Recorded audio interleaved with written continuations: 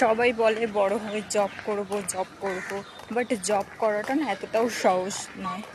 10টা লোকের 10 রকম কথা শুনে টিকে থাকতে হয়। 10টা লোকে 10 রকম কথা বলবে, সেটা তোমাকে সহ্য করতে হবে।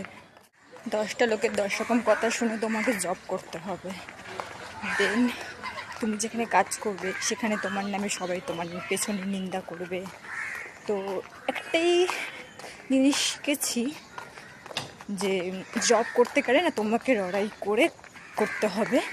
যদি তুমি বোকা থাকো তো তুমি ওখানে কোনো দিনও টিকতে পারবে না, যেমনটা আমি আগে ছিলাম। বাট এখন আমি যেখানে কাজ করি সেখানে প্রতিদিন আমাকে লড়াই করে টিকে থাকতে হচ্ছে। আর তুমি টিকে থাকতে পারবে না।